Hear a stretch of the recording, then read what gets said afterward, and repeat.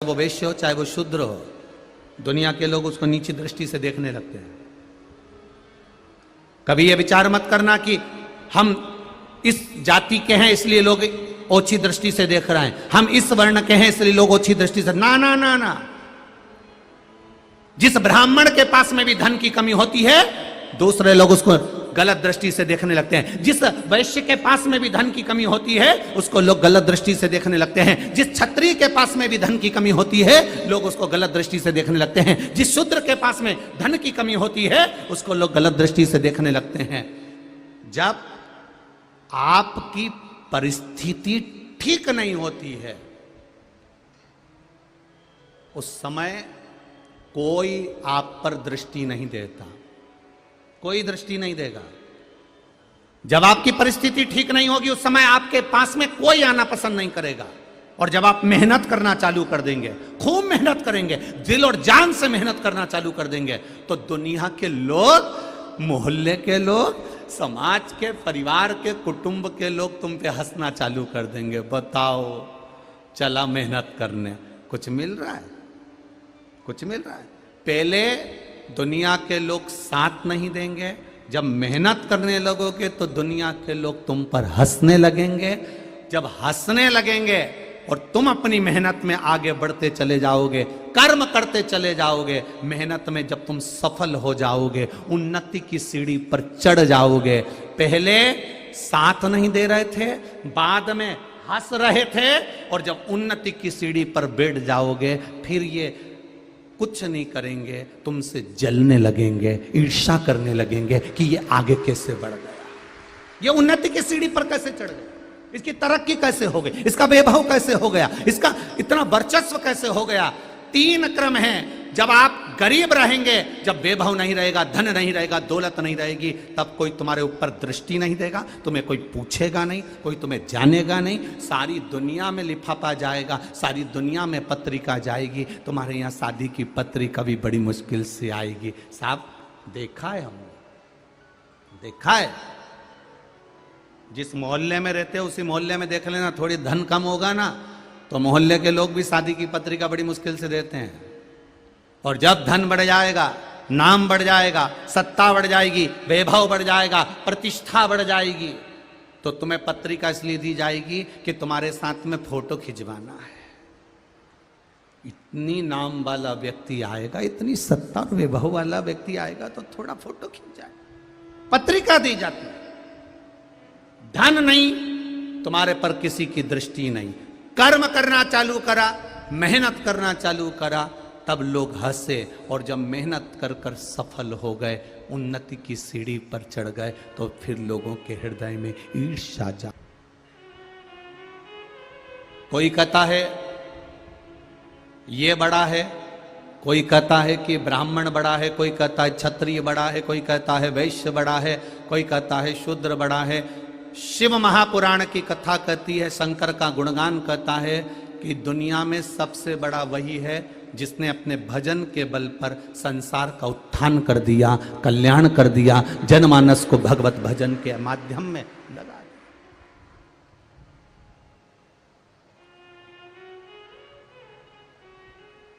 राजा जनक की सभा में, राजा जनक की सभा में बैठे थे बहुत बड़े बड़े राजा, राजा जनक की सभा में बैठे बहुत बड़े बड़े राजा।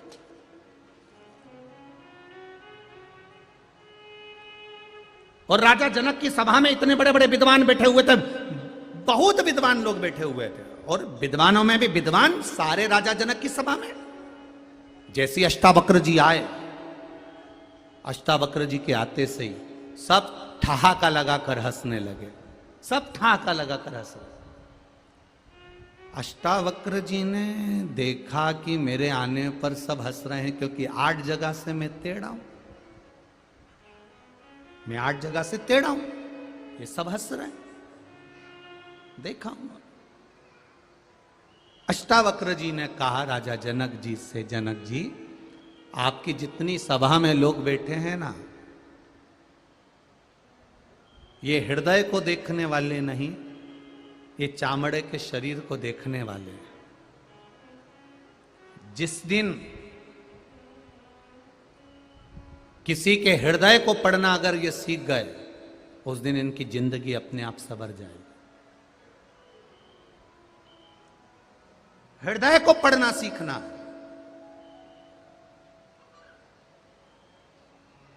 मेडिकल वाला डॉक्टर की लिखी हुई दवा पढ़ लेता है। बोलो रे बुरहानपुर वालों, अरे बोलो तो सही ना, हो ना, ठीक है। मेडिकल वाला पर्चे में लिखी हुई दवा पढ़ ले, तुम्हारे चेहरे को पढ़ लेता है कि क्या चाहिए उसे, क्या चाहिए।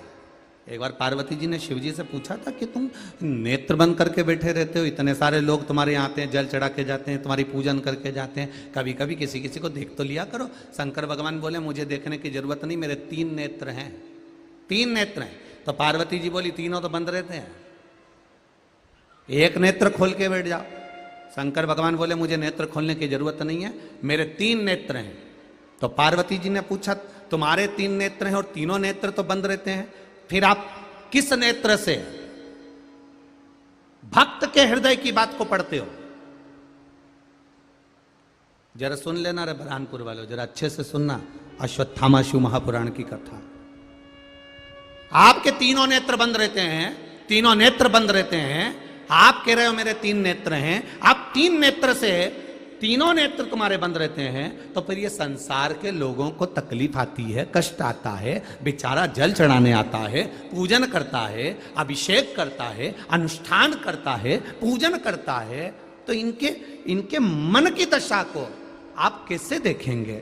शंकर भगवान कहते हैं मेरे 3 नेत्र केवल मेरे चेहरे पर नहीं है, मेरे 3 नेत्र एक बेलपत्री में भी समाये हैं, मेरे 3 नेत्र एक त्रिशूल में भी समाये हैं, मेरे 3 नेत्र जलाधारी में भी समाये हैं, मेरे 3 नेत्र एक शिवालय में समाये हैं, मेरे 3 नेत्र जब मंदिर के अंदर प्रवेश करता है, देहली चढ़ता है, उस समय पर मेरा दूत मणिभद्र उन 3 नेत्रों से देख लेता है। मैं अकेला अगर नेत्र बंद कर कर बैठ भी जाता हूं, तो जब वो बेलपत्री का स्पर्श करता है, स्पर्श कर कर जब मुझे समर्पित करता है, उतनी देर में तो मैं समझ जाता हूं कि यह क्यों आया है, किस लिए आया है, क्या चाहता है।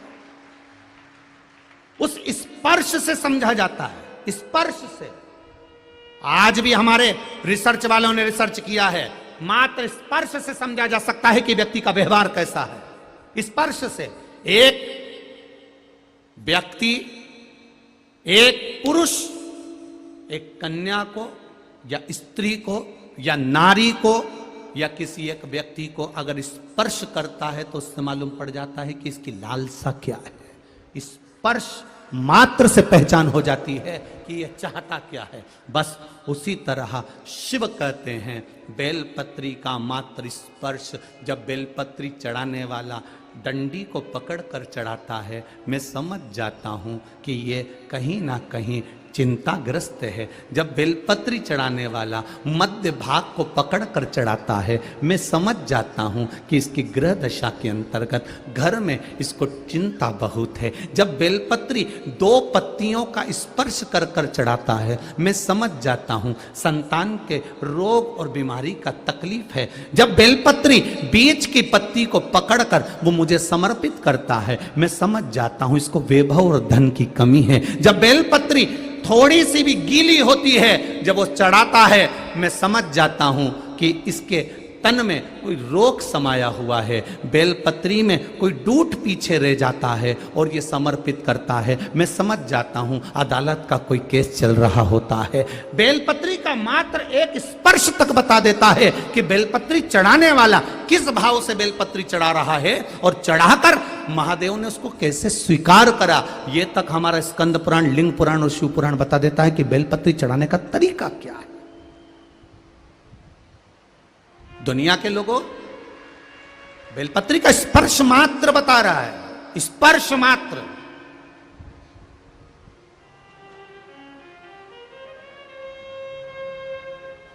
केवल स्पर्श। क्यों? घर के मंदिर में और बाहर के शिवालय में, बाहर के मंदिर में एक अंतर होता है। घर के मंदिर में और बाहर के मंदिर में एक अंतर होता है।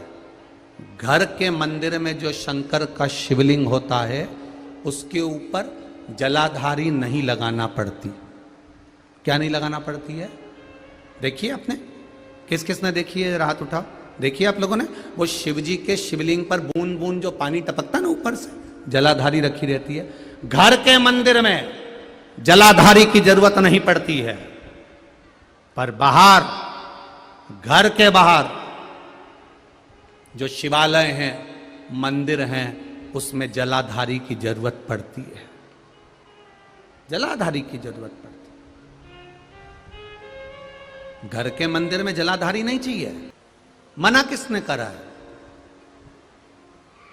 शिवलिंग ठाकुर जी 2 भी हो गए तो कोई बात नहीं, शंकर जी 2 हो गए, 3 हो गए, कोई बात नहीं, कोई बात नहीं। शिव शिव सब एक है, ठाकुर ठाकुर सब एक है।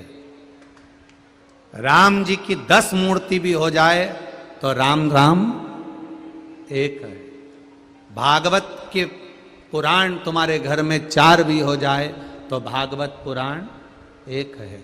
रामायण तुम्हारे घर में 10 हो जाए पर रामायण एक है, एक है। क्या घर में 2 ठाकुर जी रख सकते हैं?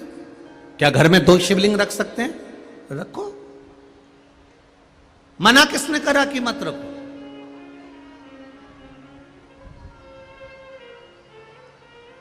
कौन मना कर रहा है? करो भजन भगवान का, भगवान की अविरल भक्ति में डूबो, पर ढोंग और प्रपंच से दूर। ढोंग प्रपंच के चक्कर में बिल्कुल मत पड़ना। ढोंग की जिंदगी जीने से अच्छा है कि ढंग की जिंदगी जी लो और राम नाम, कृष्ण नाम, शिव नाम ले लो, बहुत उतना। ढोंग प्रपंच से दूर। कई लोग मिलेंगे आपको आपकी जिंदगी में महाराज जी, बहुत मिलेंगे। कोई कहेगा तुमको ये दोष लग गया, कोई कहेगा तुमको वो दोष लग गया, कोई कहेगा पितृ दोष लग गया, कोई कहेगा वास्तु दोष लग गया, कोई कहेगा काल सर्प दोष लग गया, कोई कहेगा ये दोष लग गया। सारे दोषों का बाप कौन है? पहले जो तुमको उपाय बताए या तुमसे कहे कि तुम्हारे ऊपर ये दोष लग गया, पहले उससे पूछना पितरों का बाप कौन, वास्तु का बाप कौन, काल सर्प दोष का बाप कौन। जो तुमको अकल दे, जो तुमसे कहे कि तेरे यहां पितृ दोष लगा है, तेरे यहां पर वास्तु दोष लगा है, तेरे यहां पर काल सर्प दोष लगा है, इनसे पूछो कि इनका बाप कौन है। हम बेटे को नहीं पकड़ेंगे, हम बाप को पकड़ेंगे। आज दुनिया के लोग भटक रहे हैं, भ्रमित हो रहे हैं, भ्रमित। इसको ये दोष लग गया, उसको वो दोष लग गया। क्यों? क्यों तुमसे कहते हैं कि घर में से 1 लोटा ले जाकर जल का पानी शिव जी को चढ़ाओ? क्यों कहते हैं? घर में से ले जाने का क्यों कहते हैं? उसका कारण है, पहले के जमाने में, पूर्व के समय में, बहुत पुराने समय में, आप भी जानते हो, तुम्हारे घर के भी बुजुर्गों को देखना, सबके पास जमीन भी होती थी, बैलगाड़ी भी होती थी, मकान भी होता था। मकान होता था, सामान होता था, पर तुमने कभी ये अंदाजा नहीं लगाया होगा कि पुराने लोगों ने मकान बनाया था तो वास्तु देखने वाले को बुलाया था। ईमानदारी से बोलना रे बुरहानपुर वालों, पुराने लोगों को उठाकर देखना, उनका मन पड़ा एक कमरा यहां बना दो, एक कमरा यहां बना दो, रसोई घर अंदर बना दो, बाहर दरवाजा बना दो, बनाया कि नहीं बनाया? ऐसे बनाया। इससे पहले काल सर्प दोष कहां गया था? अंदाजा लगाओ जरा, पहले का काल सर्प दोष पहले था क्या? वास्तु दोष पहले था क्या? पितृ दोष पहले था क्या? नहीं था। कारण क्या था? पहले घर में से माताएं जब जल भरने के लिए कुएं पर जाती थी, हंडा लेकर जाती थी, घर आती थी, घर में से जब हंडा लेकर जाती थी, पानी का हंडा ले जाते शंकर जी को चढ़ाती जाती थी। घर के रसोई घर में से जब एक लोटा पानी लेकर हम शंकर जी को चढ़ाते हैं तो घर का जो रसोई घर होता है वो वास्तु का केंद्र बिंदु होता है। घर में से जब पानी लेकर जाते हैं तो घर के अंदर से निकल कर जाते हैं तो सारा वास्तु का भाव उस पानी में आ जाता है। शिव जी को घर के मटके का, घर के हंडे का जब जल भरकर चढ़ाते हैं तो घर का जो हंडा होता है, घर का जो मटका होता है, घर का जहां पानी रखा होता है उसको पितरों का स्थान कहते हैं। वहां से पानी भरकर ले जाते हैं तो वास्तु भी गया, पितृदोष भी गया। और जब हम शिव जी को चढ़ाते हैं, अपने घर का जल घूमते हुए लेकर जाते हैं तो काल सर्प दोष भी समाप्त हो जाता है। ये 3 दोष अपने आप मिट जाते हैं। काल सर्प दोष पहले था नहीं, आया कहां से? केवल एक जगह से काल सर्प दोष आया है। घर में लड्डू गोपाल भी हैं, शंकर जी भी हैं, गणेश जी भी हैं, देवी भी है, देवता भी हैं। सबके घर में है कि नहीं? बोलो बोलो, जम के बोलो जरा, है ना? थाली में तुमने सब देवता को रख लिया, रखा कि नहीं रखा? सुबेरे सुबेरे लोटा भर के पानी से सबको नहला दिया। शंकर जी का चढ़ा हुआ पानी भी उसमें है, गणेश जी का चढ़ा पानी भी उसमें है, देवी का चढ़ा पानी भी उसमें है। सारे देवताओं का जल उस पात्र में भरा हुआ है, उस पात्र के अंदर। अब वो पानी ले जाकर तुमने काय में डाला? किसी पेड़ में नहीं डाला, उसको ले जाके तुलसी जी में। वृंदा के पति को देवाधिदेव महादेव ने मारा था तो वृंदा ने कह दिया था मैं कभी आप पर नहीं चढ़ूंगी, चढ़ूंगी तो केवल मंजरी के रूप में चढ़ूंगी, कभी नहीं चढ़ूंगी। केवल एक बैकुंठ चतुर्दशी का दिन ऐसा होता है जिस दिन तुलसी देवाधिदेव महादेव को चढ़ती। बाकी के समय अभिषेक में अगर ब्राह्मण देवता पूजन करा रहे हैं तो तुलसी की मंजरी का भाव आता है, मंजरी का भाव आता है। मैं नहीं चढ़ूंगी तुम पर। अब शिव जी का चढ़ा हुआ जल, गणेश जी का चढ़ा हुआ जल तुमने तुलसी जी में चढ़ा दिया, सर्प के डसे का दोष लग जाता है, उसी को काल सर्प दोष कहते हैं। ये पहले नहीं होता था, क्योंकि पहले घर के बाहर वृक्ष लगे होते थे, पेड़ लगे होते थे, तो पहले के लोग भगवान के स्नान का जल तुलसी में कभी नहीं डालते थे। पहले के लोग भगवान के स्नान का जल पेड़ों में डालते थे, वृक्षों में डालते थे। अब आज के जमाने में किसी के मकान में इतने वृक्ष नहीं है कि वो वृक्षों में ले जाकर डाल दे, और डालते भी नहीं है। डालेंगे तो वो तुलसी में ही डालेंगे, डालेंगे तो तुलसी में। अंतर होता है, और यही तो हमारे संस्कार हैं, ये हमारे संस्कार हैं। एक प्रैक्टिकल करके देखना। सासू मां से निवेदन, एक प्रैक्टिकल करना घर में। कपड़े धोना, और कपड़े का धुआ हुआ जो पानी है ना, उसको घर के बच्चे को दे देना। ले, इसको डालिया। घर का बच्चा वो कपड़ा धोया हुआ पानी ले जाकर तुलसी जी में डालेगा क्या? जम के बोलो जरा। नहीं, घर का